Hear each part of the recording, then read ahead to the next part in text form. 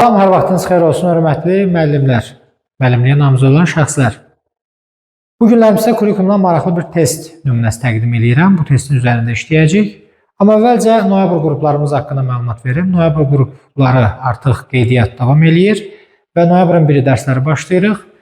Bir əyani və bir onlayn qrupumuz fəaliyyətə başlayacaq. Bu qruplara qoşulmaq istəyirsinizsə, nömrələrlə əlaqə saxlaya bilərsiniz ki, qrupa əlavə edin və dərslərdə iştirak edə bilərsiniz və bu tipli, situasiya tipli sualları işləmək sizin üçün də mümkün olsun. Başlayaq. Testimiz.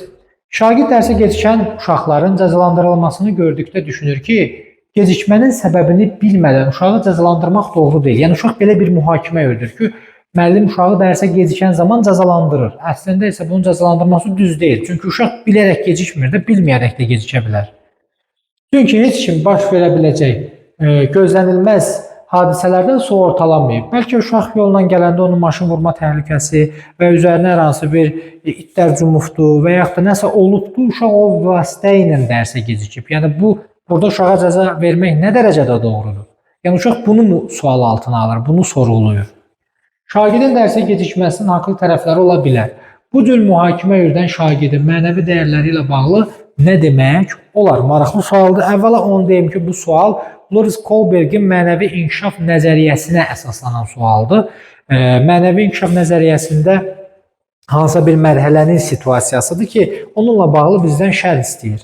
Bəzən testlərdə deyilir ki, müəllim, bu model sual mənə düşmüşdü, nəzəriyyədən sual yox idi. Bu nəzəriyyə sualıdır. Amma gördüyümüz kimi kimin nəzəriyyəsidir, nə formadadır verilmir. Bizə sual məzmun etibarilə situasiya şəklində düşür. Biz özümüz çıxarmalıyıq ki, bu hansı nəzəriyyəni aid edir və bu bildiririk, bu Kohlbergin mənəvi inkişaf nəzəriyyəsinə aiddir və bu situasiyanın özü də sosial müqavilə mərhələsinə aid situasiyadır. Sosial müqavilə mərhələsində də uşaqlar qaydaları ədalətli və ya ədalətsizlikdə mühakimə edirlər. Burada da ondan söhbət gedir. Uşaq sual altına alır ki, dərsə hər gecikən uşağa cəza vermək düzgün deyil. Şagird hadisələrə individual yanaşma ilə deyil, cəmiyyəti bir bütöv şəklində görərək mühakimə edir. Bu, səlahiyyət və sosial nizamı qoruma mərhələsidir. Şagird başqalarının fikrinə əsasən davranır, stereotiplərə uyğunlaşmağa çalışır və hansısa hadisə ilə bağlı mühakimə edərkən sosial gözləntilər nəzərə alır. Bu yanaşmada uyğunlaşır qəbul olunma mərhələsinə. Şagird qaydaların cəmiyyət üçün nə dərəcədə uyğun olub-olmadığını daim sual altına salır və bildirir ki, əgər bu qaydalar düzgün məqsədə xidmət edirsə, deməli məna kəsb eləyir. Həqiqətən də uşağın mənəvi dəyər haqqında C-ni demək olar. Çünki qaydaların cəmiyyətə xas olub-olmadığını mühakimə edirlər. Qaydaların cəmiyyət üçün uyğun olub-olmadığını mühakimə edirlər. C doğrudur.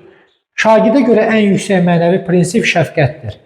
Və o düşünür ki, insanlar bir-birlərini başa düşmək, hiss və həyəcanlarını anlamağı öyrənməlidir. Bu, aiddir universal etik prinsiplər mərhələsi ən yüksək mərhələdir. 6-cı mərhələ.